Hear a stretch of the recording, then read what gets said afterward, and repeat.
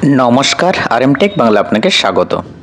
যাদের নাম under adjudication তালিকায় ছিল, এই আন্ডার অ্যাডজুডিকেশন তালিকা থেকে সাপ্লিমেন্টারি যখন প্রকাশিত হয়েছে, সেই সাপ্লিমেন্টারি তালিকায় ডিলিট হয়ে গেছে, অর্থাৎ ভোটার লিস্ট থেকে ডিলিট হয়ে গেছে।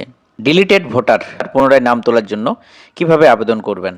ডিলিটেড ভোটার পুনরায় নাম তোলার জন্য আবেদন করতে পারবেন সুপ্রিম কোর্টের নির্দেশ মেনে কলকাতা হাইকোর্ট যে ট্রাইব্যুনাল গঠন করে দিয়েছে প্রতিটি জেলায় অবসরপ্রাপ্ত বিচারপতিদের নিয়ে।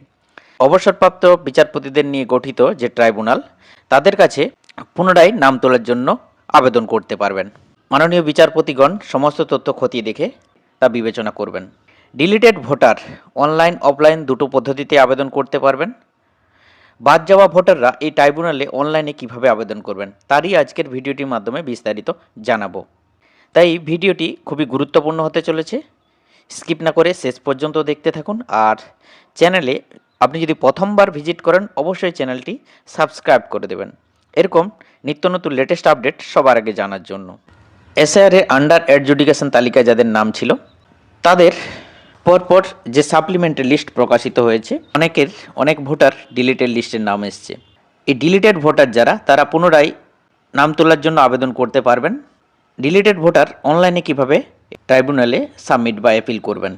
এই অনলাইনে আবেদন করার জন্য নির্বাচন কমিশনের অফিসিয়াল ওয়েবসাইটে আসতে হবে, eci.government.in। এই অফিসিয়াল ওয়েবসাইটে আপনাকে আসতে হবে। এই ওয়েবসাইট লিঙ্ক আমি ডেসক্রিপশন বক্সে দিয়ে রাখবো, সেখান থেকে খুব সহজেই চলে আসতে পারবেন। এই ওয়েবসাইটে আসার পর তার আগে বলে রাখি যে আবেদন কত দিনের মধ্যে করতে হবে। অর্থাৎ প্রথম বা দ্বিতীয় বা তৃতীয় সাপ্লিমেন্টে বা চতুর্থ সাপ্লিমেন্টে যদি প্রকাশিত হয়েছে, তার 15 দিনের মধ্যে এই আবেদন করতে হবে। আপনার কোন তালিকায় নাম ছিল তার 15 দিনের মধ্যে আপনাকে অনলাইনে ট্রাইব্যুনালের কাছে আবেদন করতে হবে। তারপর আবেদন করার জন্য অফিসিয়াল ওয়েবসাইটে আসার পর এখানে দেখতে পাবেন নতুন একটা অপশান সংযুক্ত হয়েছে, submit appeal for individual under adjudication. এটা সংযোজন হয়েছে, এর উপরে আপনাকে ক্লিক করতে হবে আবেদন করার জন্য অনলাইনে। এখানে ক্লিক করে দেওয়ার সঙ্গে সঙ্গে আপনাকে লগ ইন করার জন্য বলবে। প্রথমবার যদি আপনি অফিসিয়াল ওয়েবসাইটে আসেন, তাহলে আপনাকে লগ ইন আইডি ক্রিয়েট করতে হবে। আর যদি আপনার লগ ইন আইডি ক্রিয়েট করা থাকে, তাহলে আপনি মোবাইল নাম্বার বা ভোটার কার্ড নাম্বার দিয়ে আপনি লগ ইন করে নেবেন। মোবাইল নাম্বার দিবেন, মোবাইল নাম্বার দিয়ে ওটিপি দিয়ে লগ ইন করে নেওয়ার পর ঠিক এরকমভাবে পেজটা আপনার সামনে ওপেন হয়ে যাবে, submit appeal for individual under adjudication. তো এইখানে enter EPIC number against which appeal is being filed, কার আবেদন করবেন তার এপিক নাম্বারটা এখানে বসাতে হবে। তো আপনি এখানে এন্টার এপিকের ঘরে ভোটার লিস্ট থেকে যার নাম ডিলিট হয়ে গেছে তার এপিক নাম্বারটা এখানে বসাতে হবে। বসিয়ে দেওয়ার পর এই সার্চ অপশানে ক্লিক করবেন। সার্চ অপশানে ক্লিক করে দেওয়ার সঙ্গে সঙ্গে নিচে অ্যাপ্লিক্যান্ট ডিটেলস সমস্ত তথ্যটা শো করবে। দেখতে পাবেন নাম, মোবাইল নাম্বার এবং এপিক নাম্বার, এই তিনটে জিনিস তথ্য নিচে শো করবে। এপিক নাম্বার দিয়ে সার্চ করে দেওয়ার পর এইখানে চারটে জিনিস খুব গুরুত্বপূর্ণ।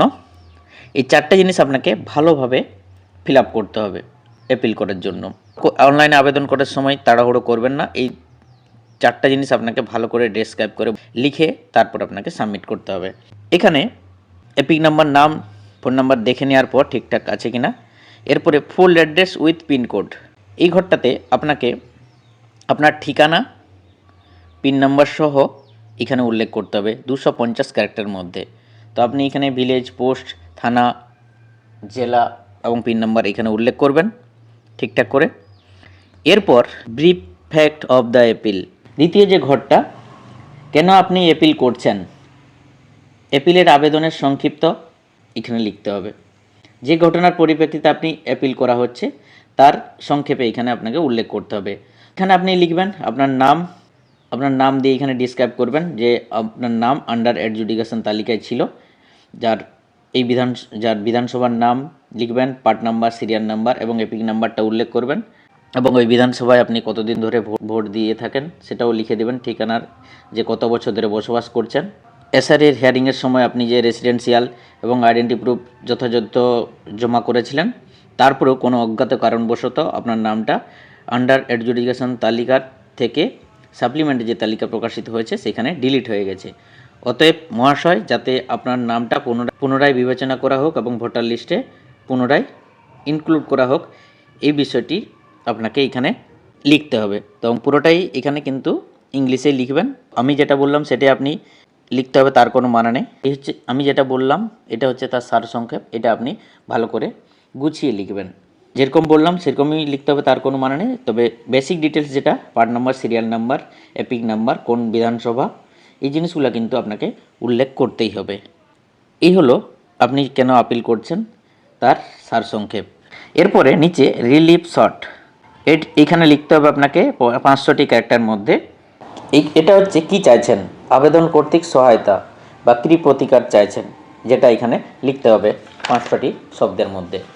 এখানে আপনি কি চাইছেন এখানে লিখবেন, আপনার নাম কোনো কারণবশত ডিলিট হয়ে গেছে, পুনরায় যাহাতে ভোটার তালিকায় অন্তর্ভুক্ত হয় তাহার ব্যবস্থা করিবেন।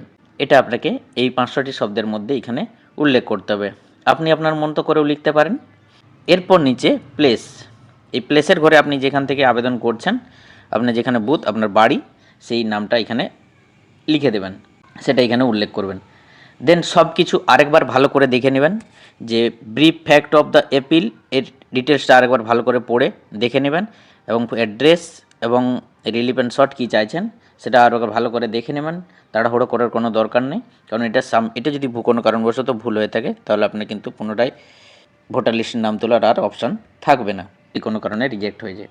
এইভাবে সব কিছু ঠিকঠাক দেখে নেওয়ার পর প্লেসটা উল্লেখ করে দেবেন। উল্লেখ করার পর নিচে এই সাবমিট অপশানটির উপরে ক্লিক করে দেবেন। সাবমিট অপশানে ক্লিক করে দেওয়ার সঙ্গে সঙ্গে সাবমিট হয়ে যাবে এবং একটা রেফারেন্স আইডি পাবেন। এই রেফারেন্স আইডিটা আপনার নোট করে রাখবেন, এটাও কিন্তু খুবই গুরুত্বপূর্ণ। ঠিক এইভাবে আপনি আন্ডার অ্যাডজুডিকেশন থাকা ভোটার যদি নাম ডিলিট হয়ে যায়, তাহলে এইভাবে অনলাইনের মাধ্যমে আপনি ট্রাইব্যুনালে আবেদন করতে পারবেন পুনরায় ভোটার তালিকায় নাম অন্তর্ভুক্তির জন্য। এই হলো ট্রাইব্যুনালে আবেদন করার online process, step by step দেখালাম। তো আমি আগের ভিডিওটিতে কিভাবে অফলাইনে আবেদন করবেন তার পুরো প্রসেসটা দেখিয়েছিলাম, যার আমি ডেসক্রিপশন বক্সের লিঙ্ক দিয়ে রাখবো, সেখান থেকেও অফলাইনে কীভাবে আবেদন করতে পারবেন সেটা দেখে নিতে পারেন। এই হলো ট্রাইব্যুনালে অনলাইন করার আবেদন প্রসেস। ভিডিওটি ভালো লাগলে একটা লাইক করে দেবেন, আর চ্যানেলে প্রথম হয়ে থাকলে চ্যানেলটা সাবস্ক্রাইব করে দেবেন, আর এরকম গুরুত্বপূর্ণ ইম্পর্ট্যান্ট আপডেট সবার সাথে শেয়ার করে জানিয়ে দেবেন। Thank you so much.